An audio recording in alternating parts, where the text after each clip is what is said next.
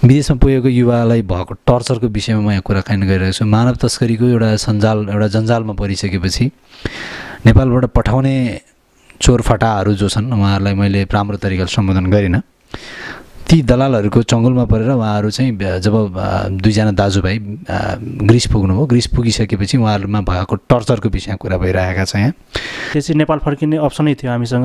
नेपाल फर्किने अब सोचिसकेका थियौँ, तर अब आउन सकेन, किनकि अब त्यहाँ पाकिस्तानीले अब किडन्याप जस्तै परिसकेका थियौँ हामी।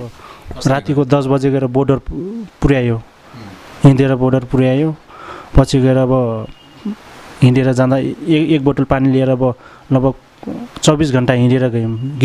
गिरिसमा हिँडिरहेछौँ। हिँडेर जाँदै गएर अब बाटोमा गएर गिरिसको पुलिसले समात्यो।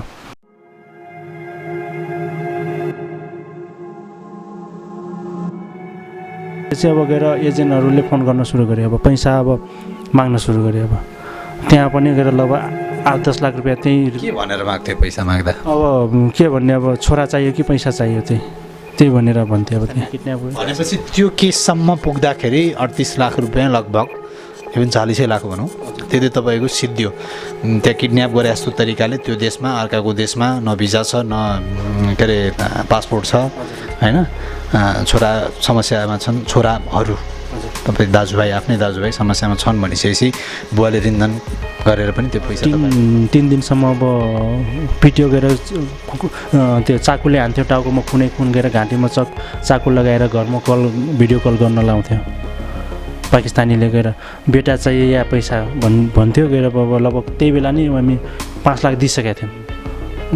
भाइको फ्यामिलीसँग गएर बुहारीसँग अब भिडियो कल गरेर गएर कपडा खोल भन्ने लाउने, नत्र मारिदिन्छु भन्ने, त्यो पनि बुहारीलाई भन्न लाउने। कसको कपडा खोल भन्ने? बुहारीको कपडा। पछि भाइलाई भनेको यो झ्याल चाहिँ खुला छ, अब यहीँबाट भाग्नुपर्छ भाइ भन्ने। पछि ल ठिकै छ, हामीसँग गएर माथि चाहिँ कपडा थिएन, तल चाहिँ हाफ प्यान्ट मात्र थियो हामीसँग। कट्टु मात्रै थियो? हाफ प्यान्ट कट्टु मात्रै थियो। भाइलाई भनिसकेको थियो मेरो पछिनो छोड, जे परे पर्ला मेरो पछिनो छोड भन्ने। पछि गएर पुरै झारेझार थियो, त्यसको झ्यालको अगाडि पुरै झारेझार थियो। पछि गएर म भागेँ, पछि मेरो भाइ पनि हाम फाल्यो। भाइको चाहिँ त्यही बेला नै खुट्टा फ्र्याक्चर भइहाल्यो त्यहाँनिर, किनकि लाज पनि लागिरहेछ। किन त्यत्रो अब पैसा डुबाएर गएर अब घर सबै गइसक्यो है। गएर अब घरमा गएको छैन, लाजले पनि शरमले पनि गएको छैन घरमा। उहाँको हदैसम्मको दुश्मन हो यो मान्छे, तर पनि फोटो बोक्नु भएको छ कि न्याय पाउँछु कि भन्ने उहाँलाई अझै पनि आशा छ। र उहाँहरूले पाएको जानकारी अनुसार यो मान्छे अहिले इन्डियामा छ, दिल्लीमा छ। त्यत्रो अब ज्यान बचाएर नेपालमा आएछन्, जिउँदैछन्, सके अब गएर कमाउँछु भन्ने आश छ, त्यति हो।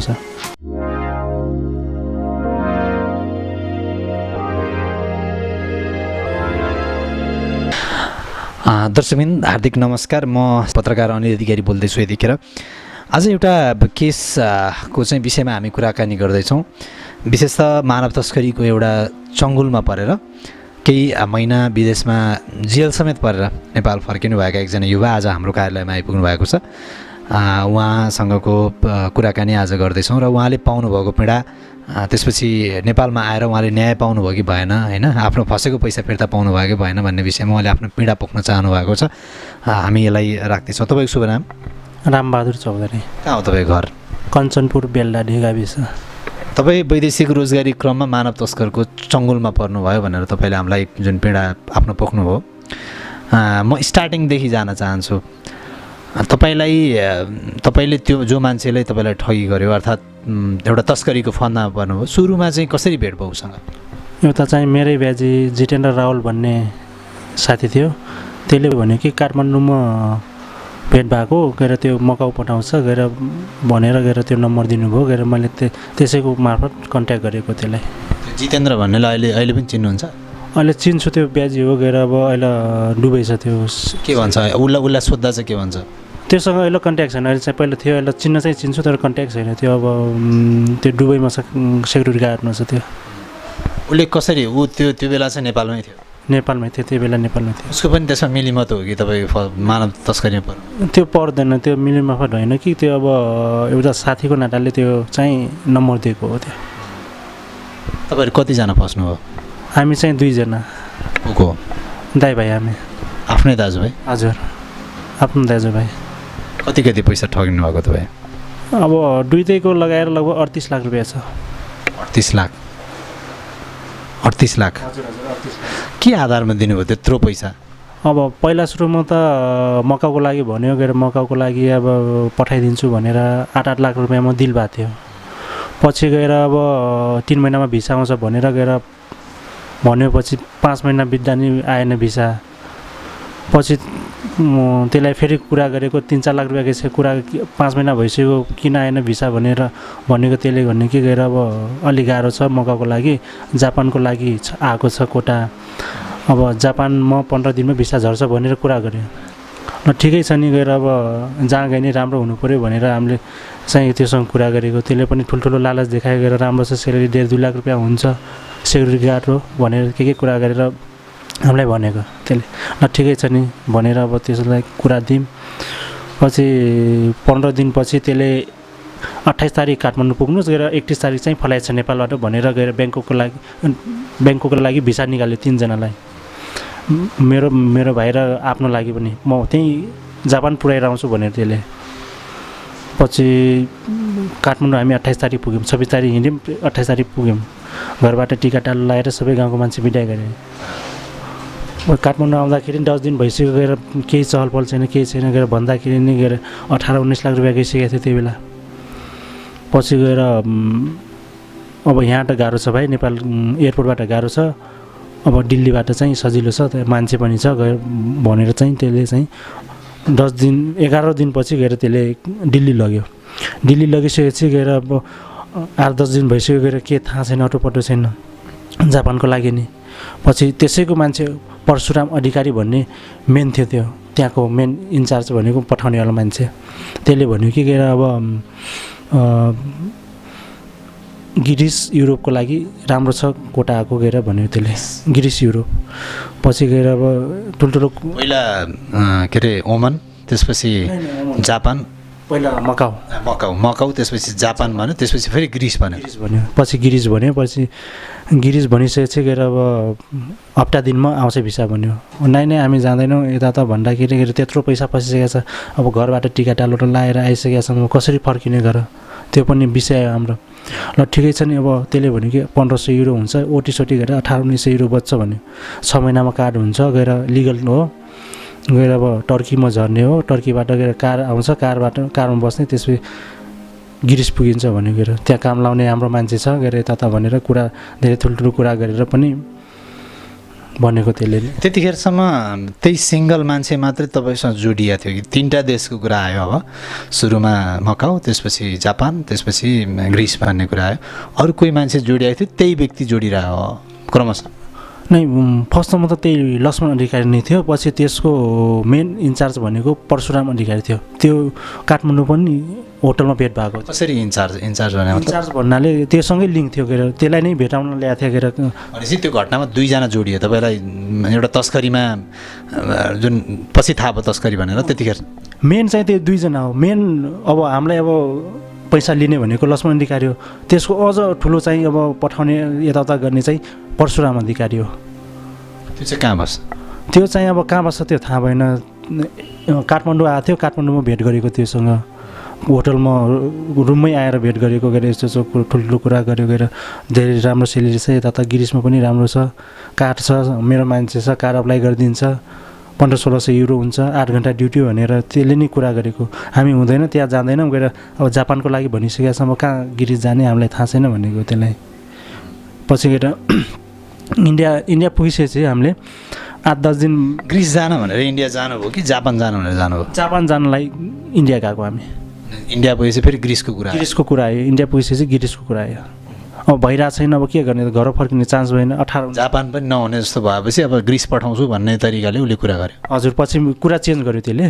परशुराम थियो कि त्यतिखेर अर्को थियो? लक्ष्मण अधिकारी थियो। त्यो परशुरामसँग फोनमा कुरा हुन्थ्यो, प्रत्यक्ष चाहिँ भेटेन त्यसलाई। नेपालमै थियो कि अर्थात् बाहिर थियो? त्यो चाहिँ नेपालमै, इन्डियामै थियो। त्यो परशुराम इन्डिया गइसकेको थियो त्यो बेला।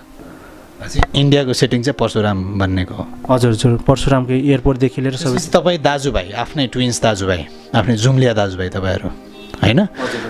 इन्डिया जानुभयो, कति समय बस्नु इन्डिया? लगभग 10 दिनसम्म बस्यो। 10 दिन बस्नुभयो त्यसपछि ग्रिसको कुरा आयो फेरि हजुर गिरिसको कुरा आयो पछि गिरिसको कुरा आएपछि 1 हप्ता बसियो त्यतिखेरसम्म इन्डिया पुग्दासम्म कति पैसा तपाईँहरूले दिनुभएको थियो उहाँहरूलाई लगभग 18-20 लाख रुपियाँ गइसकेको थियो आधा आधी पैसा गइसकेको थियो उसले पहिल्यै भनेको थियो यति पैसा लाग्छ तपाईँहरू दुईजना दाजुभाइको भनेर पहिला त 13 लाख रुपियाँ भनेको थियो 13 लाख रुपियाँ भन्यो पछि गएर बिचमा अब गएर के को पैसामा किडन्यापिङ पऱ्यो त्यहाँ गएर कहाँ गएर किडन्यापिङ इन्डियामा गएर किडन्यापिङ परेन हामी चाहिँ गएर टर्कीमा गएर अब इन्डियामा अनि मैले पछि जाउँला त्यतातिर कुरा इन्डियामा 10 दिन जति बस्नुभयो त्यसपछि तपाईँहरूलाई ग्रिस लाने कुरा भयो हजुर अब के भयो ग्रिस लाने कुरा भयो पछि 1 हप्तापछि भिसा चाहिँ आयो भिसा आयो ग्रिसको टर्कीको चाहिँ भिसा निकाल्यो टिकट सिकेट सबै निकालिसक्यो पछि गएर 1 बजे राति गएर एयरपोर्ट पुऱ्याउनु गयो त्यो एजेन्ट लक्ष्मण दिल्ली एयरपोर्टबाट हजुर दिल्ली एयरपोर्ट लक्ष्मण गाडी पुऱ्याउनु गयो त्यहाँबाट 4 बजेको फ्लाइट थियो हाम्रो 4 बजे फ्लाइट भएर गएर 7-8 घन्टा लाग्यो हाम्रो प्लेनमा त्यहाँ लगभग 12-1 बजे 1-2 बजेतिर पुग्यौँ त्यहाँ टर्की पुगिसकेपछि त्यहाँ अल्पट्रो पऱ्यौँ गएर लगभग 6-7 घन्टा अल्पट्रोमा पऱ्यौँ पछि एकजना त्यहाँको टर्की मान्छेसँग गएर मोबाइल मागेर हेल्प माग्यौँ गएर त्यो एक कल गरिसकेपछि एउटा बङ्गाली रिसिभ गर्न आयो त्यो बङ्गाली रिसिभ गर्न आइसकेपछि गएर त्यसैसँगै गएर ट्याक्सीमा गएर त्यसको रुममा गयौँ त्यसको रुममा गइसकेपछि 1 घन्टा चाहिँ त्यसको रुममा बस्यौँ त्यो बङ्गालीले पाकिस्तानीको रुममा पठाइदियो पछि त्यहाँ पाकिस्तानीको रुममा पठाइसकेपछि हामीले थाहा पाइहाल्यौँ अब हामी फसिसक्यौँ भनेर पछि अब नेपाल आउन खोजिरहेछौँ गएर कुन देशमा हुँदा थियो कुरा टर्की पुगेपछि हजुर टर्कीको कुरा हो गएर टर्की पुगेपछि फस्यो भनेर चाहिँ कसरी थाहा भयो अब त्यहाँ अब धेरै मान्छेहरू छन् एउटै कोठामा गएर 40-50 जना छन् गएर अब राति अब इलिगल तरिकाले बाटो अप्नाएर अब ग्रिस छिर्न लागि मान्छे धेरैहरू जम्मा भइरहेछन् कुरा गर्छन् गएर त्यहाँ त उर्दू भाषा चल्छ अरू देशको मान्छेहरू पनि थिए हजुर पाकिस्तानी बङ्गाली गएर अब अनेक कन्ट्रीका मान्छेहरू छन् त्यहाँ भाषा तपाईँहरू इङ्ग्लिस अलिअलि बुझ्नुहुन्थ्यो होला इङ्ग्लिस हुँदैन गएर पाकिस्तानी हिन्दी नै बोल्छ बङ्गाली हिन्दी नै बोल्छ हिन्दी त अलिअलि बुझ्नुहुन्थ्यो तपाईँ अलिअलि नै पुरै बुझी उनीहरू पनि फस्यौँ हामी त्यस्तो केही कुराहरू थियो पाकिस्तानी बङ्गालीहरू त गएर कामै तिनीहरूको त्यही हो इलिगल बाटो आउने गएर अब ग्रिस छिर्ने अब 1-2 लाख रुपियाँमा तिनीहरूको अब गएर प्लानिङ त्यही हुन्छ अब हाम्रो त त्यस्तो हुँदैन नि त्यत्रो पैसा खर्च गरिसकेपछि त अब लिगल तरिकाले जाने अब त्यही सोच हुन्छ हाम्रो त त्यो अवस्थासम्म दाजुभाइको अब के भयो त्यसपछि अब घर आम भने अब त्यहाँ पाकिस्तानले धम्की दिइरहेछ हुँदैन अब गएर अब त्यहाँ त अब एजेन्टहरू पनि प्रेस गरिरहेछन् तिनीहरूलाई घर आउन नदिनु अब त्यहाँबाट पैसा असुल्न सुरु गरेको अब के गर्ने अब अलरेडी पीडा भइसक्यो अवस्था फेरि पनि पैसा असुल्न सुरु गर्यो अब के घर आम हुँदैन गयो त्यत्रो पैसा पनि गइसक्यो त्यही पनि आउन दिइरहेको छैनन् अब जाम भने इलिगल बाटो मरिने हो कि बाँचिने हो थाहा भएन अब प्रेसर त्यहाँनिर पुग्यो अब नेपाल फर्क्यौँ भन्ने पनि लाग्यो कि लागेन कि अरू काम पनि बन्छ कि भन्ने तपाईँहरू के सोच्नु थाल्नुभयो त्यसपछि कस्तो सर जस्तो अब नेपाल फर्किने अप्सन पनि थियो टर्कीबाट हजुर होइन र तपाईँहरूसँग 2टा अप्सन थियो विशेष त अब पैसा कमाउन अर्थात् कुनै ग्रिस जान भनेर जानुभयो तपाईँहरू ग्रिस पुगिन्छ भन्ने बढी आशा थियो कि नेपाल फर्क्यौँ भन्ने तरिकाको थियो अब नेपाल फर्क्यौँ भन्ने खास अब त्यहाँ अब सबै थाहा भइसकेपछि नेपाल फर्किने अप्सनै थियो हामीसँग नेपाल फर्किने अब सोचिसकेका थियौँ तर अब आउन सकेन किनकि अब त्यहाँ पाकिस्तानीले अब किडन्याप जस्तै परिसकेका थियौँ हामी कसरी गर्यो त्यो अब रुममै बसिरहेको छ अब रुमबाट बाहिर निस्केर दिइरहेको छैन 40-50 जनासँग अब तिनीहरूलाई त के फरक पर्ने हामी पो किडन्याप परे जस्तो यत्रो टाढा हटाइसकेपछि किडन्याप परिसके जस्तो लाग्यो हामीलाई भनेपछि उनीहरू रुममै बसिरहे तपाईँहरू पनि रुममै बसिराख्नु कति दिन बस्नु त्यसरी त लगभग 1.5 महिना हामी बस्यौँ त्यहाँ एउटै रुममा 1.5 महिना बस्यौँ बाहिर ननिस्किकन गएर त्यहीँ भित्र खाने गएर टोइलेट पनि भित्रै खाना बस्न चाहिँ कसले दिन्थ्यो अब खाना बस्न त घरबाट पैसा पठाइदिने गएर एजेन्टहरू पछि यहाँ पाकिस्तानले भनेर हामीलाई चाहिँ खर्चको लागि दिन्थ्यो पैसा चाहिँ आफ्नै घरबाट पठाइराखेको पैसा आफ्नै घरबाट पैसा त्यहाँ त्यो 1.5 महिना बस्दा कति खर्च गर्नुभयो 1.5 महिना बस्दाखेरि लगभग त्यहाँनिर गएर 1,60,000 खर्च भयो त्यो चाहिँ कसलाई पठाउनु पर्थ्यो त्यो पैसा त्यो चाहिँ पैसा चाहिँ त्यही अब पापासँग कुरा हुन्थ्यो गएर त्यो एजेन्टको गएर हामीसँग त सम्पर्क छैन मोबाइल पनि छैन गएर के छैन हामीसँग भनेपछि तपाईँको बाबासँग चाहिँ त्यो एजेन्टको सम्पर्क हुन्थ्यो त्यतिखेर त हुन्थ्यो गएर किनकि अब पैसा हाल्ने चाहिँ पापा नै हो गएर अब हामीसँग त खासै अब तपाईँ सायद त्यो इन्डियामा 10 दिन बस्नुभयो त्यहाँ गएर फस्नु भएको अवस्था देखिन्छ होइन तपाईँको बुवालाई लागेन चाहिँ मेरो छोराहरू कहाँ पुग्यो होला के गर्यो होला त्यस्तो केही त्यस्तो सोच्नु भएन होला पापासँग कुरा कहिलेकाहीँ चाहिँ हुन्थ्यो त्यसरी अब हामी गराइदिन्थ्यो कुरा गराइदिन्थ्यो त्यसरी सिम पनि थिएन गएर अरूको मोबाइलबाट चाहिँ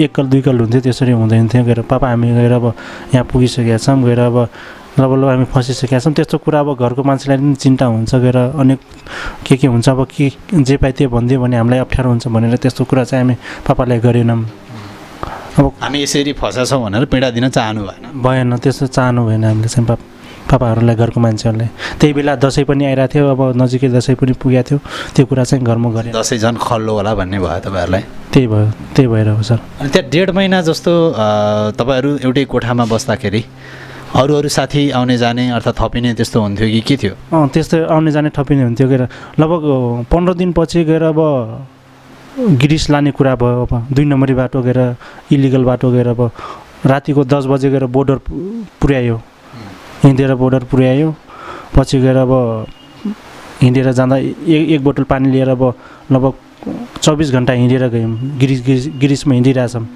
हिँडेर जाँदै गएर अब बाटोमा गएर गिरिसको पुलिसले समात्यो 72 घन्टा गिरिसको पुलिसले त्यहाँ जेलमा राख्यो पछि समातेर फेरि बोर्डर क्रस गराइदियो टर्कीमा फर्काइदियो हजुर फर्काइसकेपछि पछि हामीले फेरि ट्याक्सीमा बसेर चाहिँ त्यहीँ पाकिस्तानी भएको ठाउँमा पुगिहाल्यौँ टर्कीको भिजा कति महिना कति समयको थियो रहेछ त्यो चाहिँ टर्कीको भिसा चाहिँ कति 24 दिनको कि कति दिनको थियो तपाईँको टर्की भिसा पनि सिद्धिसकेको थियो त्यतिखेर त अब त्यतिखेर सिद्धिसकेको थियो हाम्रो टर्की भिसा चाहिँ पनि इलिगल भइसक्यो थियौँ त्यो बेला नि अनि टर्की प्रहरीबाट चाहिँ जोगिएरै बस्नुभयो जोगिएरै बसेका थियौँ टर्कीको प्रहरीबाट पनि जोगिएरै बसेका थियौँ हामी अनि तपाईँ कहाँनिर गएर थुनिनु भयो त लामो समय थुनिनु भयो त्यो चाहिँ गएर अब लगभग 2 चोटि यस्तै गएर आउने जाने क्रम भइरहेको फर्काइदियो अनि फेरि तपाईँहरू गिरिस फर्किनु फेरि गिरिस गएको हामी फेरि टर्कीको पुलिसले समात्यो हामीलाई कतिजना हुन्थ्यो एउटा टिममा त्यसरी जाने चाहिँ लगभग 30 जना हुन्थ्यौँ हामी 30 जना अनि लाने चाहिँ कसरी लानेले कसरी लैजान्थ्यो त्यो हिँडेरै जाने कि के थियो हिँडेरै जाने लाने चाहिँ हिँडेरै अब बोर्डर क्रस गराउने गएर उताबाट गएर अब एउटा ट्याक्सी आउँथ्यो एउटा ट्याक्सीमा गएर लगभग 12-15 जनालाई हाल्थ्यो एउटा ग्रिसपट्टि एउटा ट्याक्सी आउँथ्यो हजुर त्यहाँ सेटिङ हुन्थ्यो तिनीहरूको सेटिङ हुन्थ्यो गएर अब पहिलोचोटि त्यसो भयो ग्रिसपट्टि लाग्नुभयो टर्कीबाट जानुभयो बोर्डर क्रस गर्नुभयो गएपछि प्रहरीले तपाईँहरूलाई समात्यो झन्डै 72 घन्टा भनेको 12 त्यहाँ 24 त्यहाँ 72 होइन 3 दिन जस्तो त्यहाँ थुना पर्नुभयो अनि के अरे ग्रिसको प्रहरीले तपाईँहरूलाई बोर्डरबाट फेरि फिर्ता गरिदियो टर्कीपट्टि फिर्ता गरिदियो त्यसपछि कति समय बस्नुभयो लगभग 8-10 दिनपछि गएर फेरि अर्को चोटि लग्यो त्यसले कति दिनपछि 8-10 दिनपछि हजुर फेरि उतै लग्यो ग्रिस लग्यो त्यही बाटो उतै लग्यो गएर बोर्डरमा टर्कीको पुलिसले समात्यो हामीलाई त्यसपछि फेरि बोर्डरमै समात्यो हजुर फेरि टर्कीको पुलिसले लगभग 24 घन्टा जेलमा राख्यो अनि के भयो फेरि जेलमा राखेर लगभग 10 लिरा लिएर छोड्यो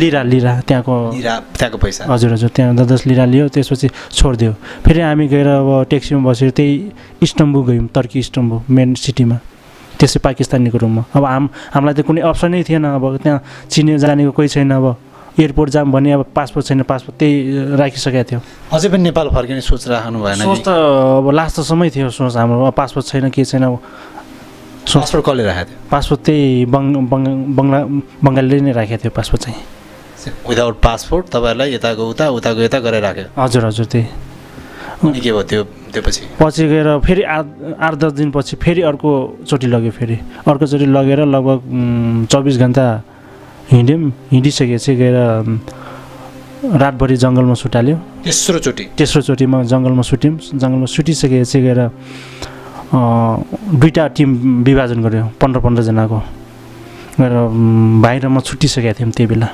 2 टिम भाइ एकापट्टि दाइ एकापट्टि र एउटा राम र लक्ष्मण जस्तो राम एकापट्टि गयो लक्ष्मण अर्कोतिर गयो भने जस्तो एउटै जुम्लेको दाजुभाइ तपाईँहरू भाइलाई अर्को एउटा टिममा राख्थ्यो तपाईँलाई एउटा टिममा राख्थ्यो हजुर गएर अब फर्स्ट टिममा चाहिँ म थिएँ गएर सेकेन्ड टिममा चाहिँ भाइ थियो फर्स्ट टिममा म सँगै जान्छु भन्ने त्यस्तो लागेन दाजुभाइ सँगै लाग्यो तर तिनीहरू सँगै गरेन तिनीहरू अलग छुट्टै हाल्थ्यो हामीलाई चाहिँ पछि गएर अब ट्याक्सी आयो ट्याक्सी आउँदाखेरि गएर 15 जनालाई एउटा ट्याक्सीमा कोच्यो, 3 जना डिग्गीमा गएर अरूलाई चाहिँ 20 सिटमा राख्यो। गएर अब त्यहाँ त 4 घन्टाको बाटो थियो, त्यहाँ अब मेन सिटी पुग्न 4 घन्टा थियो। 4 घन्टा अब ट्याक्सीमा गएर अब गइयो भनौँ, गएर अब पुग्यो, एउटा अन्ध्यारो कोठामा राख्यो। त्यहाँ गएर टोइलेट पनि त्यसैमा, गएर खाना पनि त्यसैमा, गएर अब एकदम अन्ध्यारो त्यहाँ अब सुनसान ठाउँमा राख्यो 15 जनालाई। ग्रिस पुगिसकेपछि तेस्रो प्रयासमा ग्रिसको मेन सिटी पुग्नुभयो, त्यसपछि त्यहाँ एउटा अट्याच टोइलेट समेत भएको कोठामा राख्यो। हजुर हजुर, त्यहीँ मेन अब किडन्याप जस्तो ठाउँमै राख्यो, गएर अन्ध्यारो कोठामा राख्यो। पछि मलाई त्यो चिन्ता भयो, अब भाइ अब कहाँ छ के छ, गएर अब मलाई धेरै चिन्ता भयो। गएर अब एजेन्टलाई अब त्यो पाकिस्तानीसँग मोबाइल मागेर कल गरिरहेको छु एजेन्टलाई, एजेन्ट फोनै रिसिभ गरिरहेको छैन। पछि गएर अब 2 दिनपछि गएर भाइ पुग्यो म भएको ठाउँमा। अरू नभए नि पैसा अब ठुलो भएन, भाइ चाहिँ अब मसँगै भयो। त्यसपछि अलिकति खुसी लाग्यो। अब खुसी लागेपछि अब गएर एजेन्टहरूले फोन गर्न सुरु गरे, अब पैसा अब माग्न सुरु गरे। अब त्यहाँ पनि गएर लगभग 8-10 लाख रुपियाँ त्यही के भनेर माग्थ्यो पैसा माग्दा? अब के भन्ने, अब छोरा चाहियो कि पैसा चाहियो, त्यही भनेर भन्थ्यो। अब त्यहाँ बुवासँग बुवालाई त्यसपछि थाहा भयो केही समस्या छोराहरूलाई पर्यो भने? समस्या पर्यो छोराहरूलाई भनेर बुवाले पनि लगभग 8-10 लाख रुपियाँ हालिदिनु भयो क्या। त्यहाँ हालिसकेपछि पछि 2 दिनपछि त्यहाँबाट छुट्यौँ हामी। 2 दिनपछि छुटेर गएर अब त्यसले कति 25-25 युरोको रेलको टिकट काटिदियो। त्यहाँ मेरो मान्छे छ, गएर रिसिभ गर्न आउँछ, गएर भनेर रेलमा बसालिदियो। लगभग त्यसमा भिसा सिसा केही पनि छैन, इलिगल नै हो? इलिगलै हो, केही छैन, भिसा सिसा केही छैन हामीसँग, न मोबाइल छ न पासपोर्ट पनि दिएको छैन, केही छैन हामीसँग। 1 जोड कपडा मात्र हो, केही छैन हामीसँग। पछि गएर 11 बजेको नाइट 11 बजेको ट्रेनमा बसालिदियो। अब गयौँ, गएर अब यो ठाउँमा झर्नु भनेको, अब त्यही ठाउँमा झऱ्यौँ, एथेन्समा झर्नु भन्यो। एथेन्समा झऱ्यौँ, गएर त्यहाँ कोही छैन आएको, गएर अब पुलिसको पनि डर भइरहेछ, पुलिस घुमिरहेछ, हामीसँग केही छैन।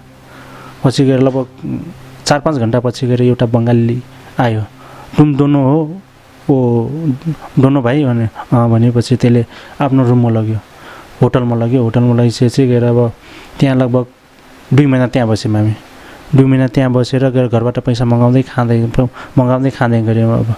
अब काम छैन, केही छैन, गएर अब एजेन्टहरू गायब भइसक्यो त्यही टाइममा। अब कोहीसँग सम्पर्क भएन, कोहीसँग भएन। पापा अब गएर पापासँग चाहिँ भएको थियो, गएर बिचमा भएको थियो, गएर अब तिनीहरू त्यस्तो रिस्पोन्स केही दिएन। तिनीहरू पैसा जति उठाइ भ्यायो कतिसम्म, त्यतिखेरसम्म कति भ्याइयो जो तपाईँ त्यहाँ पुग्दासम्मको अवस्थामा? लगभग त्यहाँ पुग्दासम्मको लगभग हाम्रो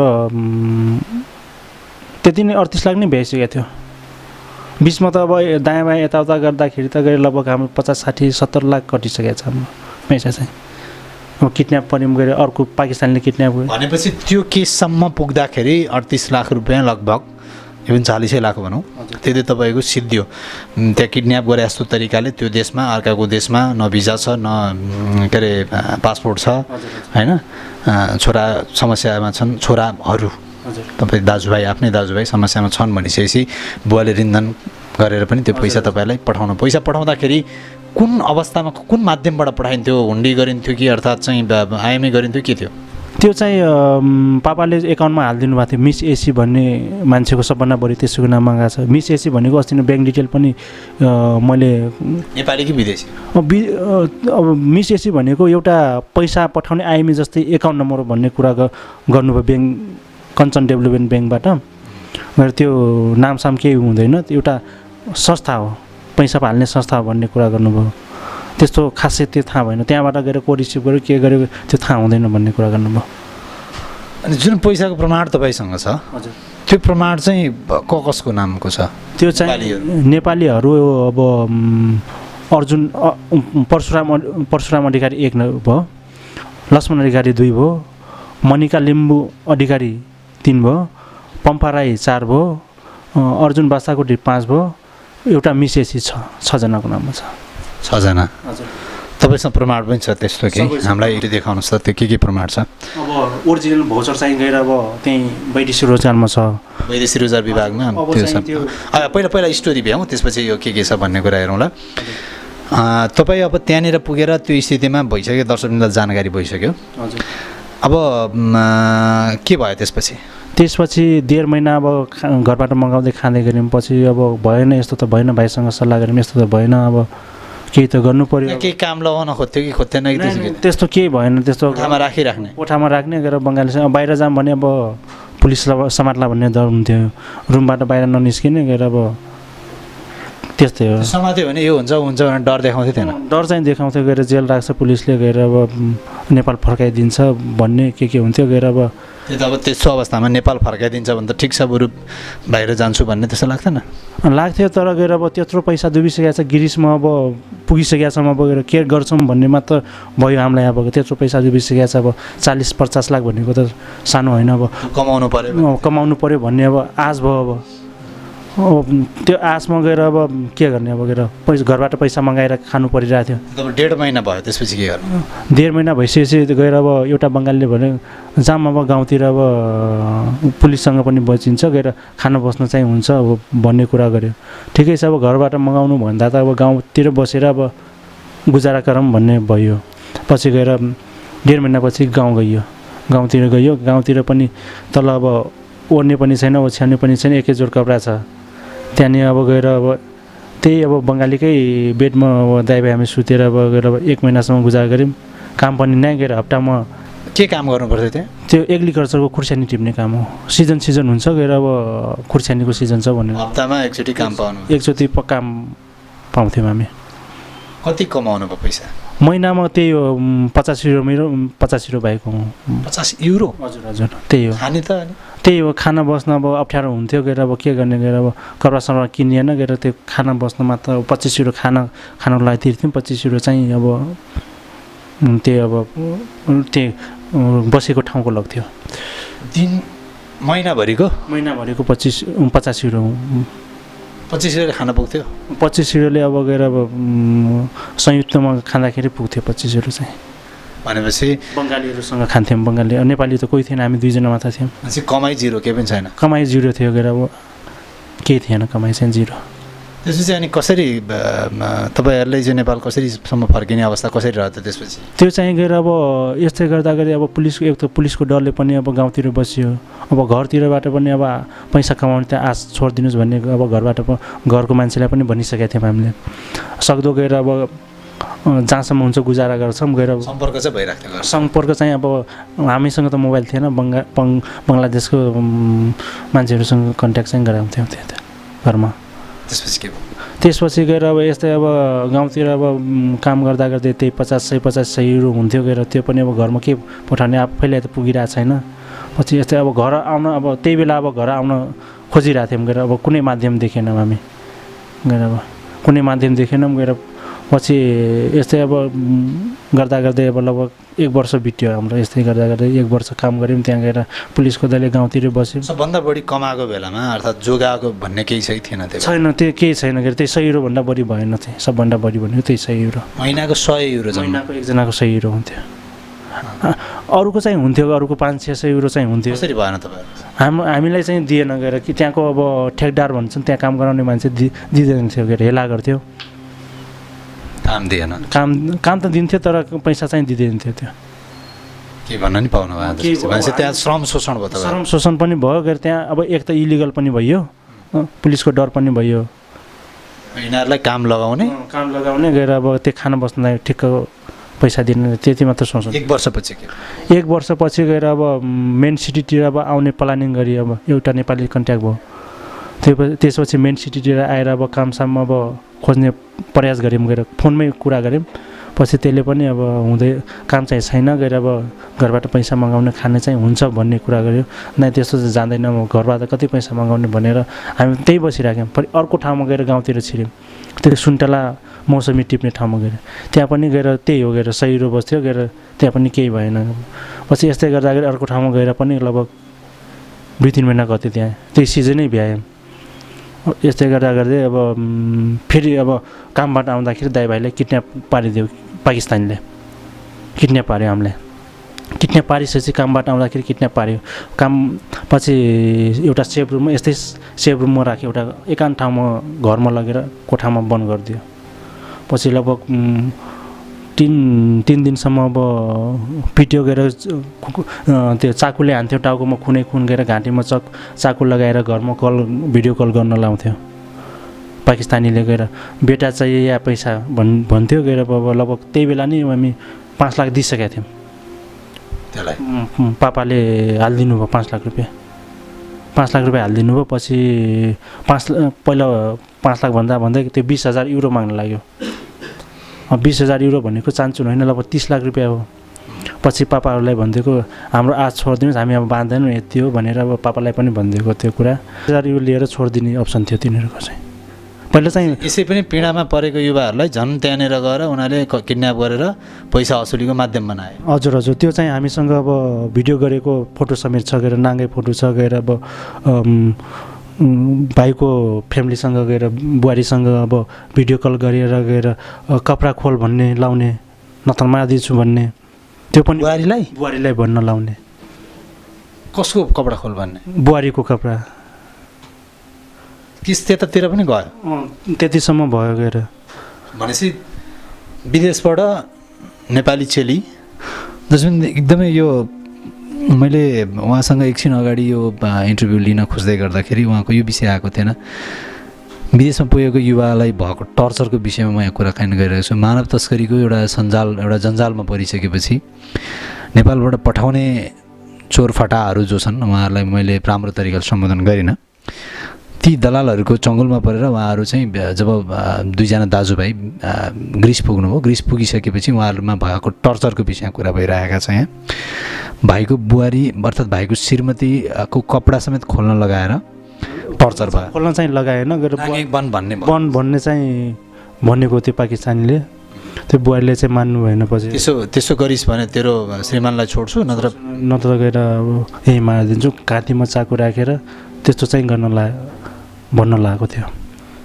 म अनुमान गर्न सक्दिनँ त्यो खालको परिस्थितिमा के भयो कत्रो पीडा भयो तपाईँको परिवारलाई भन्ने तपाईँहरू चाहिँ त्यतिखेर के लाग्थ्यो पछि गएर अब छोडिदिनुहोस् हाम्रो आश मारिदिनुहोस् गएर अब त्यस्तो त कहाँ हुन्छ गएर अब फ्यामिली पनि इज्जत हुन्छ गएर त्यो कुरा अब फ्यामिलीलाई भनेको छोडिदिनु त्यसै अगाडि भनेको छोडिदिनुहोस् त्यसपछि गएर टाउकोमा गएर चाकुको ढारले हानेर पुरै टाउकोमा घाउ बनाइदियो बनाएर घाँटीमा चाकु राखेर त्यसै भिडियोबाटै हुन्थ्यो भिडियोबाट नेपालको परिवारलाई देखाउँदै उता त्यस्तो गर्थ्यो चाहिँ त्यसपछि 20,000 युरो माग्नलाई 20,000 चाहिँ युरो दिन सकिनँ अब चाहिँ हाम्रो आश मारिदिनुहोस् भनेर घरको परिवारलाई सबै भनिदिएको पछि अब तपाईँहरूले परिवार आफूलाई जे भयो परिवारको चाहिँ बेइज्जत नहोस् होइन त्यो तरिकाले जानुभयो हजुर त्यही गएको त्यसपछि हान्न थाल्यो पछि हान्न थाल्यो अब चाकुले हान्न थाल्यो गएर अब टाउकोमा गएर ढारले खुन भयो टाउको अब पछि गएर घाँटीमा चक्कु छ गएर पछि एकछिन पछि गएर अब लगभग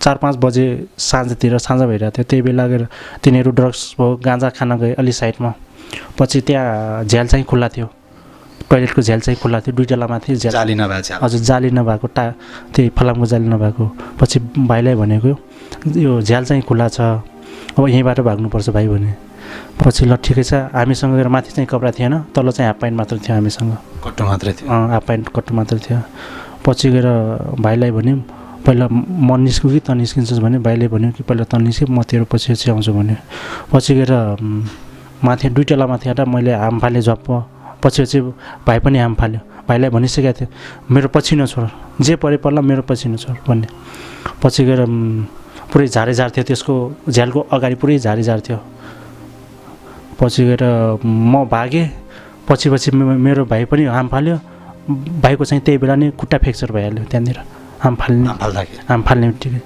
खुट्टा फ्र्याक्चर भयो म चाहिँ भागिहालेँ भाँच्यो खुट्टामा फ्र्याक्चरै भयो अहिले पनि खुट्टा भाँचिएकै छ अहिले पुरै शून्य छ हिँड्न सक्दैन अहिले पनि यही छ गएर भाइ चाहिँ त्यहीँ लुकिहाल्यो झारमा लुकिहाल्यो म चाहिँ भागिहालेँ म सोचेँ कि गएर मेरो पछि भाइ आइरहेछ भने म पछि हेरेन डरले पछि म चाहिँ भाग्न चाहिँ सफल भएँ गएर एउटा गिरिकीसँग हेल्प मागेँ कम्पनीमा गएर त्यसले हेल्प दिएन त्यहाँ त निकालिदियो ढक्का हानेर म नाङ्गै छु बौला जस्तो छु हेल्प गरेन पछि गएर मेन हाइवेमा गएर एउटा पेट्रोल पम्पमा गएर एउटा गिरिकीसँग पनि हेल्प मागेँ त्यसले हेल्प गरिरहेको थिएन जबरजस्ती हातबाट मोबाइल खोसेर 100मा डायल गरेर पुलिसलाई बोलाएँ पुलिस लगभग 10-15 मिनटपछि पुलिस आयो भाइ चाहिँ त्यहीँ लुकिसकेको थियो।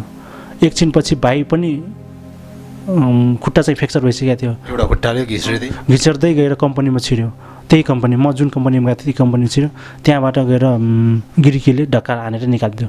त्यसपछि त्यहाँ पाकिस्तानीले त्यहीँबाट समातेर लगेर, जो पुरानो पाकिस्तानी थियो त्यसैले समात्यो, त्यसै किडन्यापरले समात्यो। त्यसको चाहिँ के भिसा सिसा सबै हुँदो रहेछ क्या? तिनीहरू अब त्यहाँको अब कार्डै बन्छ गएर वकिल सोकिल लगायो भने गएर त्यहाँको अब पैसा तिरेर कार्डै बनाउँछन् तिनीहरू। त्यही काम गर्ने, समात्ने, किडन्याप गर्ने तिनीहरूको कामै त्यही हो। पछि गएर कम्पनीबाट भाइलाई ढक्का हानेर त्यो गिरिकीले निकालिदियो। पछि गिरिकीहरू देखिहालेपछि फेरि समातेर कारमा बसालेर मक्काबारीमा लग्यो। गएर मक्काबारीमा लगिसकेपछि गएर टर्चर गर्न सुरु गऱ्यो, भिडियो कल गर्नु सुरु गऱ्यो घरमा। पछि गएर त्यही पाकिस्तानीले एउटा मात्रै भाइलाई, तपाईँलाई त प्रहरीले समातिसक्यो?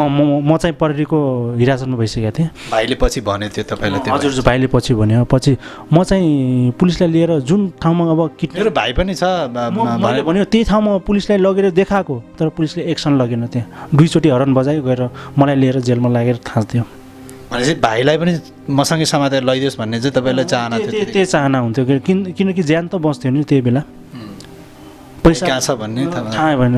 अब भाइ बाँचेको छ कि मरेको छ कि के भएको छ कि के गर्यो कि अब मलाई थाहा भएन। चिन्ता चाहिँ हुन्थ्यो। गएर लगभग मैले अब लगभग 3-4 दिन गएर प्रहरीलाई गएर भन्थेँ, त्यहाँ गएर मेरो भाइ किडन्यापमा परिसक्यो, प्लिज मलाई हेल्प गर्नु, त्यहाँ मेरो यो ठाउँमा छ गएर भन्थेँ। तिनीहरू केही रिक्सन नै गर्थेन, एक्सन लाग्थेन केही। गिरिसको पुलिसहरू मतलबै गरेन। पछि गएर मैले 2-3 ठाउँमा गएर भाइको फोटो समेत गएर दर्ता गराएको थिएँ। गएर ठुल्ठुलो अफिसमा गएर पुलिस चौकीमा फाइल पनि बनाएको थिएँ गएर, तर ठाउँमा चाहिँ इन्क्वायरी गर्न चाहिँ गएन पुलिसहरू। पछि यस्तै 2-3 दिन बित्दाखेरि भाइले भन्यो कि गएर अब त्यही बेला मलाई मक्काबारीमा लगेर गएर टर्चर गर्न सुरु गरे, हाने, के गरे, पुरै कपडा च्याटेर फालिदिए। पछि लगभग साँझ भइसकेको थियो, 7-8 बजिसकेको थियो। भाइ भन्यो गएर एउटा चरा जस्तो ख्यार गऱ्यो। पछि तिनीहरू भागे गएर म 2टा घुँराले टेक्दै गएर एउटा ठुलो झारमा घुसिहालेँ। तिनीहरू पछि आए, खोजिरहेछन्, तर मलाई देखेन। पछि लगभग 2 किलोमिटर गएर 2टा घुँराले हिँडेर एउटा घोडा बान्ने गोठमा बस्यो भन्यो त्यसले, भाइले। त्यहाँ बसे गएर पछि 2 दिनपछि एउटा घोडावाला मालिक आयो। अब भोक लागिरहेछ, पियास लागिरहेछ, पानी, अब के खाने के लाउने, अब कोही छैन यहाँ। अब हिँडौँ भने गएर खुट्टा अब उहाँले चाहिँ आफ्नो भाइको जानकारी दिइरहनु भएको छ। त्यतिखेर उहाँ चाहिँ प्रहरी हिरासतमै थिएँ, म प्रहरी हिरासतमा चाहिँ। त्यसपछि भाइ 2टै घोडा टेकेर 2 किलोमिटर हिँड्नुभयो। गएर एउटा घोडा बान्ने गोठमा बसेर गएर 2 दिन बसिसकेपछि गएर भोक लाग्यो, पानी पियास लाग्यो। त्यसपछि त्यो घोडा खाएको गएर त्यो मकैको ठुटा खाएर र त्यो घोडाले पिएको पानी पिएर चाहिँ बाँच्यो भन्यो भाइले चाहिँ। पछि 2 दिनपछि त्यो गिरिकी आयो। पछि गिरिकी आइसकेपछि त्यो चाहिँ पुलिसको जिम्मामा लगाइदियो। पछि पुलिसले समात्यो। पछि भाइलाई पनि समात्यो? हजुर, भाइलाई पनि अब हिरासतमा लियो। हिरासतमा लिइसकेपछि अब म चाहिँ फाइल दर्ता गरिसकेको थिएँ। त्यही बेला टेबलमा मेरो फाइल थियो, भाइको फाइल थियो। त्यही बेला भाइ चाहिँ चिनिहाल्यो, यो चाहिँ मेरो दाइको फाइल हो गएर यता भन्दाखेरि पछि पुलिसले मलाई बोलाएर भाइलाई एकै ठाउँमा यस्तै राखिदियो। अलिकति खुसी भयो होला? अलिक खुसी भयो। पछि भाइलाई चाहिँ खुट्टा फ्र्याक्चरको कारणले चाहिँ 24 घन्टामा छोडिदियो। मलाई चाहिँ गएर 90 दिन जेलमा राख्यो। भाइलाई छोडेर के गर्यो? भाइलाई छोडेर चाहिँ एकजना चाहिँ जेसिज भन्ने साथी थियो, गएर त्यसलाई कन्ट्याक्ट गऱ्यौँ। त्यसको रुम थियो, त्यो रुममा चाहिँ भाइ चाहिँ बस्यो। गिरिकमा मेन सिटीमा बस्यो। कहिलेकाहीँ कुरा हुन्थ्यो। गएर अब म छुट्न लागि अब वकिल लगाएँ। वकिलले पैसा खाएर केही गरेन, केही रिक्सन गरेन, केही गर्दै गरेन, पैसा खाएर चुपचाप बस्दियो। त्यो चाहिँ त्यतिखेर पनि नेपालबाटै पैसा पठाउनु पर्छ? नेपालबाटै पैसा पठाउन लगाएको थिएँ, 500 युरो खाएर त्यो चाहिँ चालै गरेन। पछि 90 दिनभन्दा बढी राख्दैन पुलिसले। एउटा चाहिँ 90 दिनको पेपरै दिएर मलाई छोडिसकेपछि त्यही जेलभित्रबाट गएर आइओएम एउटा संस्था छ, इन्टरनेसनल के ओरेन्ज के हो, त्यो संस्थाबाट चाहिँ घर पठाउँछ भन्ने त्यो भित्रकै गएर मान्छेहरू भनेर त्यो संस्था पत्ता लाग्यो। त्यही संस्थाबाट गएर हामी भाइ र म घर आउने बाध्य भयौँ। त्यसरी त्यसपछि संस्थाले तपाईँहरूलाई संस्थाले गएर अब पासपोर्ट नहुँदा पनि गएर पासपोर्ट जस्तै फ्रान्स एम्बेसीमा पठाएर ग्रिसमा त छैन एम्बेसी नेपाली फ्रान्स एम्बेसीमा पठाएर फ्रान्सस्थित नेपाली दूतावासबाटै गएर एउटा त्यही स्टोरबाट हामी आएको गएर लगभग 45 दिन त्यही आइओएम अफिस होटल छ त्यहाँ खाना बस्न सबै भिआइपी छ त्यहीँ बस्यौँ 45 दिन भाइको खुट्टा चाहिँ अब फ्रेक्चर थियो अब त्यो संस्थाले प्रोभाइड गराएको हजुर त्यही संस्थाबाट गएर 50 दिनमा घर पुगेको हामी चाहिँ काठमाडौँ पुग्यौँ त्यो 45 दिन जति बस्नुभयो अनि प्रोसेस गर्दा गर्दा तपाईँहरू 50 दिनको दिनमा चाहिँ काठमाडौँ आइपुगे काठमाडौँमा परिवार पुग्दाखेरि कस्तो अनुभूति भयो मतलब परिवारसँग भेट्दाखेरि लिन आउनुभयो होला परिवार त कसैलाई बोलाएन किनकि घर म एकैचोटि मात्र गएको छु किनकि लाज पनि लागिरहेछ किन त्यत्रो अब पैसा डुबाएर गएर अब घर सबै गइसक्यो है गएर अब घरमा गएको छैन लाजले पनि शरमले पनि गएको छैन घरमा म अझसम्म गएको छैन अहिले शान्तिनो व्यापार गरेर काठमाडौँमा बसिरहेको छु रेस्टुरेन्ट छ सानो अहिले घर जानु भएको छैन कति भयो त्यहाँबाट फर्किनु भएको त्यहाँबाट फर्केको 7 महिना भइसक्यो हाम्रो काठमाडौँ आएको 7 महिना भयो हजुर 7 महिना भइसक्यो काठमाडौँ कञ्चनपुर जानु भएको छैन कञ्चनपुर एकैचोटि गएको छु कञ्चनपुर चाहिँ म एकचोटि जानुभयो एकचोटि गएको छु गएर फेरि एकैचोटि साँझ बसेँ बिहान नै आइहालेँ पछि गाउँको मान्छेले नदेख्ने सालले आयो फर्स्ट टाइम त्यहाँ पुग्दाखेरि आमा बुवाहरू परिवारले के रेस्पोन्स दिनु म चाहिँ अब फर्स्टमा जाँदाखेरि पहिला त बुवा अब लास्टै मोटो हुनुहुन्थ्यो गएर पछि ऋणले यतातले चिन्ताले अलिक तनाव भएर लास्टै डुब्लाउनु भएको थियो त्यही देखेर लास्टै रोएँ म चाहिँ लास्टै रोएँ हाम्रै कारणले अब भाइ चाहिँ 2 चोटि गइसक्यो भाइ पनि अब सँगै थियो गएर भाइ पनि लास्टै रोयो दाजुभाइ कतिजना हामी चाहिँ दाजुभाइ 5 जना 2 जनालाई त्यो समस्या पर्यो हजुर अरू दाइहरू के गर्नुहुन्छ अरू दाइहरू अब गएर अब घरमै अब शान्तिनो व्यवसाय छ त्यही गर्नुहुन्छ बुवाले ऋण कसरी लिनुभएको छ केही खोल्नु भएको छ ऋण चाहिँ बुवाले त्यही जमिन बेच्नु भयो जति थियो जमिन चाहिँ बेच्नु भयो गएर अरू चाहिँ घर थियो त्यो घर पनि अब धरटीमा राख दाजुभाइ भनेको भाइहरू अब दाजु 3टा दाजु छन् भनेपछि अनि अहिले दाजुभाइहरूसँग फोन सम्पर्क बुवासँग फोन सम्पर्क छैन सबैसँग छ अहिले सम्पर्कमा अब के भन्नुहुन्छ त्यही अब घरबाट आइरहेछ अब गएर ऋण धेरै भइसक्यो छोरा अब के गर्ने अब लास्टै तनावमा छ अब के गर्ने अब ब्याङ्कले सटाइरहेछ अब के गर्ने अब कस्तो गर्ने अब कुन प्रोसेस चाल्ने अब यहाँ त लास्टै गाह्रो भइसक्यो यहाँ त बुवाले भन्नुहुन्छ तपाईँको फसेको पैसा चाहिँ कति हो अहिले कति जति क्यालकुलेसन गर्नुभएको छ फस्न त टन्नै फस्यो कति क्यालकुलेसन सबै अब एग्रिमेन्टमा मात्र गएर 38 लाखको छ यताउता गर्दाखेरि लगभग 70 लाखसम्म पुगेको छ हाम्रो चाहिँ त्यो उता टर्चर गर्दाखेरिदेखि सबै 70 लाख घर परिवार सबै सक्यो त्यो घर परिवार सबै सकिसक्यो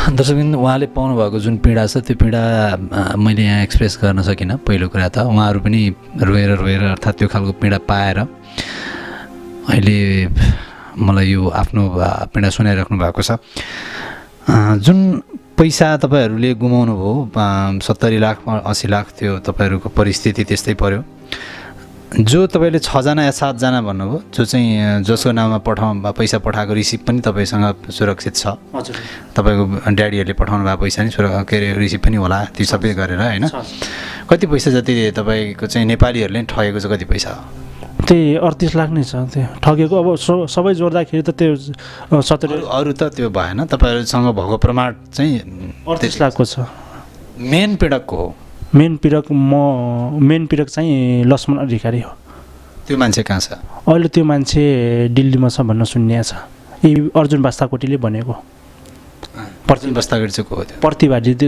जसको नाममा 7.5 लाख रुपियाँ हाल्दै थियो त्यो प्रतिवादी अस्ति अहिले वैदेशिक रोजगारको हिरासतमा थियो अहिले चाहिँ डौटीमा छुट्याएको छ त्यो मान्छे कसरी छुट्यो त्यो मान्छे अब कसरी छुट्यो त्यो त थाहा भएन गएर हामीलाई पनि थाहा भएन गएर अब भित्र अब पहिलो दिन त हिरासतमै थियो दोस्रो दिन गएर आउँदाखेरि गएर अब अर्जुन बास्ताकोटीमा त्यहीँ थियो गएर अब त्यो अब कहाँ वकिललाई लिएर आयो मन्त्रीलाई लिएर आयो नेताहरूलाई लिएर आयो कसलाई लिएर आयो हामीलाई चाहिँ केही थाहा भएन त्यही थियौँ हामी पनि तपाईँहरूको यत्रो पीडा वैदेशिक रोजगार विभागले सुनेको थिएन पहिला यस्तो भएको भनेर जुन अहिले मैले दर्शकलाई सुनाएँ त्यो कुरा विभागलाई थाहा थिएन सबै थाहा थियो सबै भनिसक्यो हुँदै पनि अनि प्रतिवादी जो छ तपाईँले पैसा दिएको प्रमाण पनि छ त्यस्तो तरिकाले फसेर आएको मान्छे छ उस्तै पऱ्यो दाजुभाइ नै विदेशी भूमिमा चाहिँ मृत्यु सरहको जिन्दगी एउटा भनौँ न त्यो अवस्था भोगेर आएको अवस्थामा वैदेशिक रोजगार विभागले अलिकति तपाईँहरूलाई केही चासो त्यस्तो मतलब चासो दिँदै भए त म साझा सवालमा किन आउँथेँ चासो दिँदै भए त म यहाँ आउने थिएन नि समातेको मान्छे पनि छोड्यो छोड्यो ढरुटीमा छोड्यो हामीलाई थाहै छैन अब 20 दिनको ढरुटी भन्न सुन्यो गएर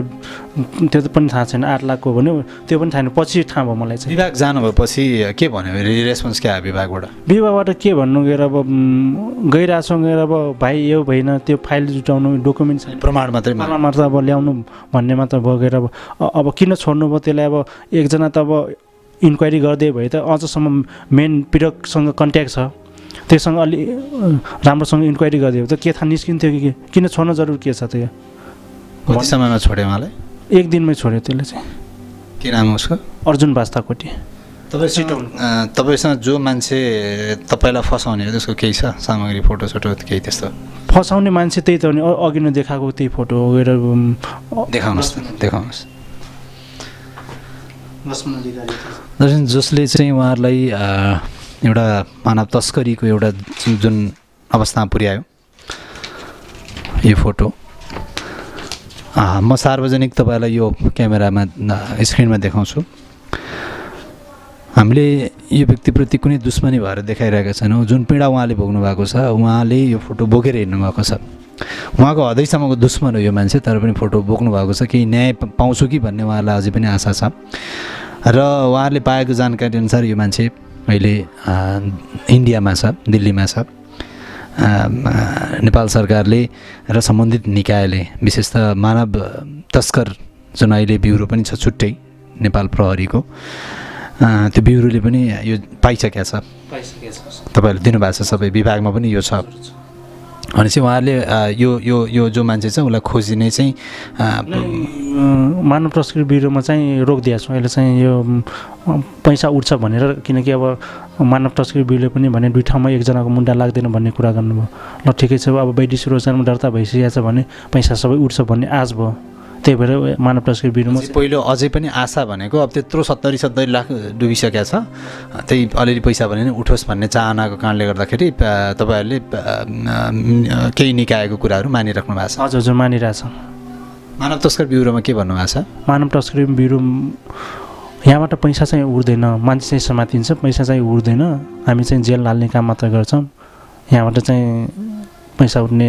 सम्भव कम हुन्छ धेरै कम हुन्छ भन्ने कुरा गर्नुभयो यदि सक्नुहुन्छ भने वैदेशिक रोजगारमा जानुहोस् वैदेशिक रोजगार विभागमा त्यहाँबाट चाहिँ अलि बढी नै सम्भव हुन्छ सम्भव भन्नाले 100% नै जस्तो हुन्छ भन्ने कुरा फिर्ता आउने सम्भव हुन्छ भन्ने कुरा गर्नुभयो त्यसपछि हामी चाहिँ वैदेशिक रोजगारमा दर्ता गर्न लागि कोसिस गऱ्यौँ भनेपछि तपाईँलाई आशा के अरे अहिले आशा एक तरिकाको भनौँ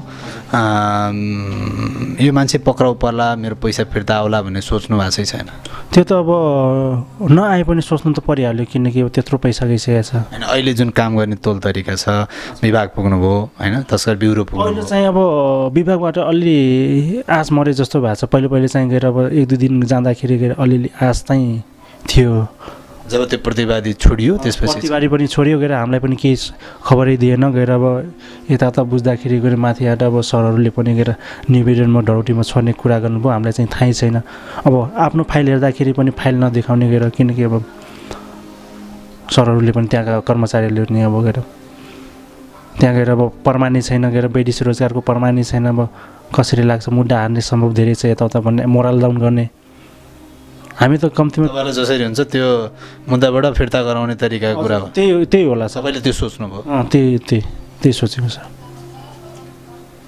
तपाईँ एउटा पीडा परेको मान्छे अरूको पीडाभन्दा छुट्टै पीडा छ मरे भन्दै बाँचेको मान्छे एक तरिकाले अरू टर्चर पनि भयो पारिवारिक टर्चर पनि भए किडन्यापका कुरा 2-3 चोटि किडन्याप नै पर्नुभयो यो सबै काम त्यो अधिकारी भन्ने जुन व्यक्ति छ उसले गर्यो हैन त्यो मान्छेको फोटो हामीले सार्वजनिक पनि गर्यौँ हैन त्यो मान्छे पक्राउ पर्ने नपर्ने भन्ने विषयमा तपाईँको विश्वास पनि उडिसकेको अवस्था छ किन भन्दाखेरि जो प्रतिवादी केही समातेर अब कोही मान्छे तानिएला भन्दाखेरि ऊ अलिक छुटेर त्यो अर्जुन बास्ताकोटीलाई अलि राम्रो तरिकाले इन्क्वायरी गर्दाखेरि गएर अहिले पनि टचमा छ त्यो लक्ष्मण अधिकारीको टचैमा छ अस्ति नै भर्खरै गएर मलाई भनेको त्यसले कल गरेको थिएँ गएर यो नम्बर चाहिँ त्यो भाइहरूलाई चाहिँ नदिनुहोस् मेरो टचैमा छ त्योसँग राम्रोसँग इन्क्वायरी गर्दाखेरि त्यो मान्छे 100% निस्किन्छ त्यसलाई 2-4 दिन ठुनामा राख्नुहोस् त्यो निस्किन्छ सर तपाईँसँग पैसा लक्ष्मण अधिकारीलाई के अरे पठाएको पैसाको बास्ताकोटीलाई पठाएको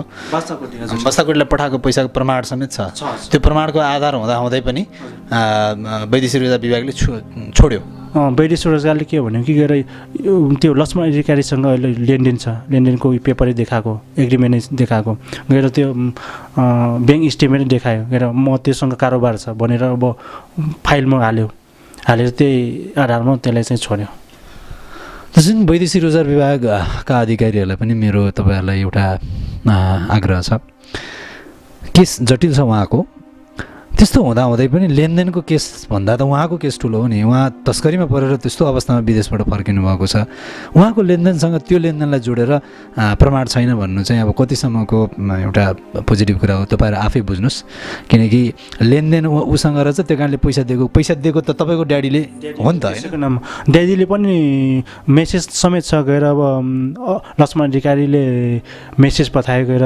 यो नाममा गएर पैसा हालिदिनु एकाउन्ट नम्बरमा हालिदिनुहोस् गएर पैसा हालिदिनुहोस् र एकचोटि यो नम्बरमा कल गर्नुहोस् भनेर यही अर्जुन बास्ताकोटीको नम्बर दिनुभयो पापाले अब 7.5 लाख रुपियाँ हाल्दाखेरि त कन्फर्म नगरेर त दिनुहुन्न पछि गएर कल गर्नुभयो पापाले कल गर्नुभयो गएर को लक्ष्मण अर्जुन बास्ताकोटी हो हजुर बास्ताकोटी म चाहिँ लक्ष्मण अधिकारीको एकदम नजिकको मान्छे हो गएर म अर्जुन बास्ताकोटी हो यसैमा पैसा हालिदिनुहोस् कन्फर्म गरेर मात्र पापाले हालिदिनु भएको छ तपाईँले फोन गर्दा के भन्छ त्यो बास्ताकोटी भने बास्ताकोटी गएर मलाई गएर डोसी बनाएर ठान्नु यता भन्छ गएर म गएर के को डोसी गएर म चाहिँ त्योसँग लेनदेन हो गएर म त्योसँग कारोबार छ यता भनेर अघि नै पनि त्यो मलाई फोनमा के भने हो त्यसले नि गएर अस्ति नै पनि त्यस्तै भनेको गएर त्यसको वकिलहरू पनि त्यस्तै भनेको नेताहरू आथे अस्ति नै गएर त्यसलाई छुटाउन गएर के गरे को नेता कस्तो नेता आउँछ अब कस्तो नेता हो भन्ने गएर कोही अब ठाडुहरूको भन्ने कोही के भन्ने सर गएर त्यो त थाहा भएन हामीले चिनेनौँ गएर वकिल पनि आएको थियो गएर अब 4-5 जनाले लिएर आएको थियो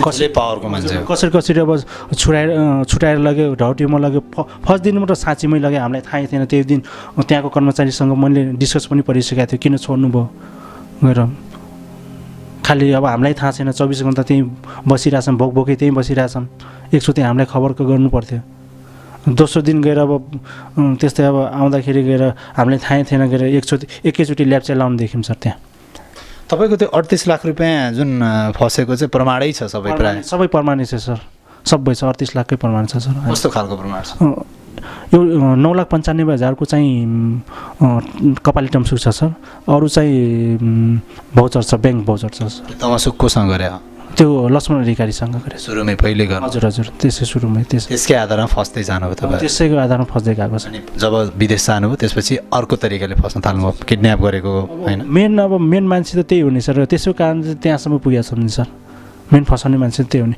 1% त्यहाँको युरोपको बारेमा ग्रिसको बारे 1% मलाई भनिदियो भाइ हामी नजाने सर इन्डियाबाटै नचिन्ने सर तपाईँले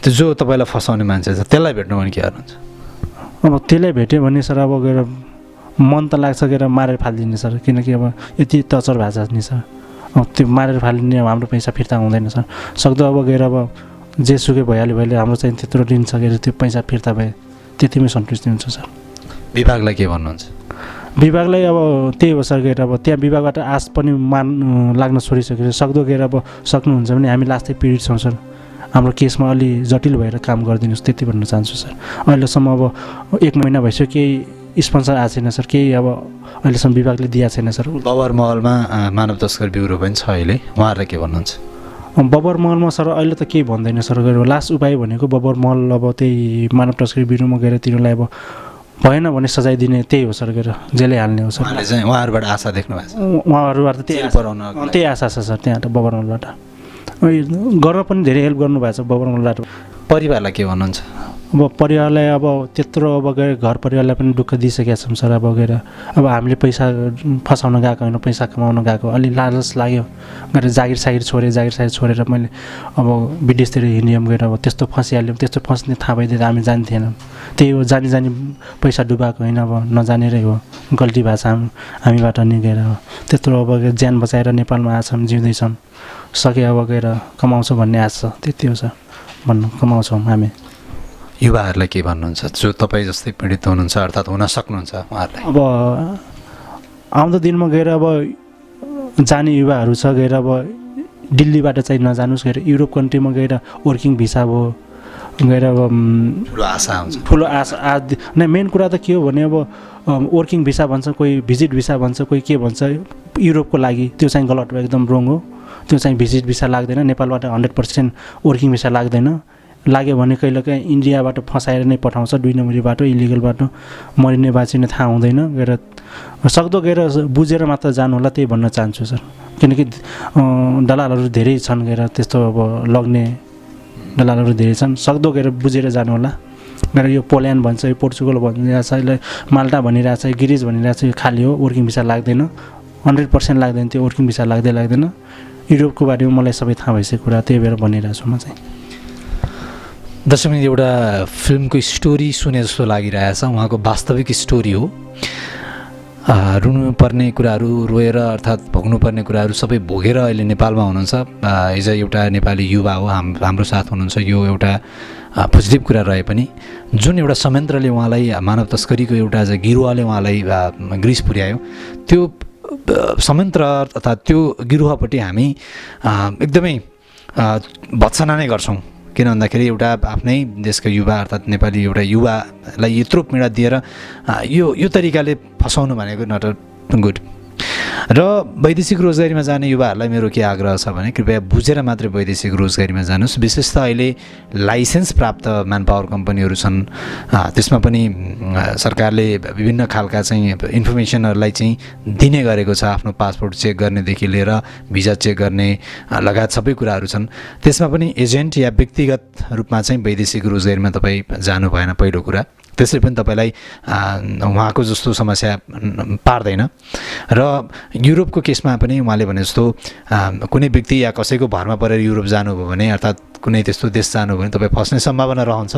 त्यो कारणले म्यान पावर कम्पनी सरकारबाट स्वीकृति छ कि छैन, त्यो विज्ञापन सरकारले स्वीकृति दिएको छ कि छैन, सबै कुरा प्रमाणित हेरेर मात्रै वैदेशिक रोजगारीमा जानु हुन हामी आग्रह गर्छौँ। र उहाँको केसमा वैदेशिक रोजगार विभागले विशेष एक्सन लियोस्। विशेष त उहाँको केही पैसा भने पनि फिर्ता गरोस्।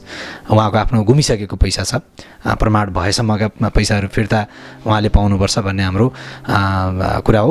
यो विषयलाई वैदेशिक रोजगार विभागले ध्यान दियोस्। र ह्युमन ट्राफिकिङ जुन अहिले कार्यालय छ बाबुरामलमा, उहाँले धेरै सहयोग गर्नुभएको छ। सोसल मिडियाबाट धेरै त्यस्ता खालका चाहिँ हाम्रो कुरा भइरहेको छन्। तपाईँहरू जस्तो फसेर आएका युवाहरूलाई हामीले मानव तस्कर ब्युरोतिर कतिपय त्यस्तो अवस्थामा चाहिँ त्यस्तो मुद्दा लगाउन मिल्छ भने त्यता पठाउने पनि गरेका छौँ। उहाँहरूले धेरै रेस्पोन्स दिनुभएको छ। उहाँहरूले पनि तपाईँलाई त्यो खालको आशा देखाउनु भएको छ। त्यो आशा पके पनि केही लागेन भने त्यता पनि जानुपर्ने हुन्छ। किनकि आफूलाई यत्रो दुःख दिएको मान्छेले होइन, त्यो मान्छेलाई चाहिँ अब केही समय भने जेल हाल्न पाइयो भन्ने तरिकाको उहाँले सोचिराख्नु भएको छ। त्यो अवस्थामा पनि उहाँले सपोर्ट गर्नुहुनेछ। विशेष त लास्टमा के भन्न चाहन्छु भने सक्दो गएर अब यदि मेन मान्छेलाई समात्नु छ भने त्यही अर्जुन बास्ताकोटले अलि राम्रोसँग सिआइडी ब्युरोले इन्क्वायरी गर्नु पर्यो। त्यसले राम्रोसँग इन्क्वायरी गर्यो भने हाम्रो मेन पीडक मान्छे छ त्यो चाहिँ 100% आउँछ। त्यो चाहिँ त्यो आधार पनि रहेछ। हस्, आजलाई यति नै। सबै साथीहरूलाई बी अलर्ट, सचेत रहनुहोस्। वैदेशिक रोजगारी भनेर जहाँ पाए त्यही नहाम फाल्नुहोस्। सोचेर बुझेर विचार गरेर मात्रै वैदेशिक रोजगारीमा जानुहोस्। धन्यवाद।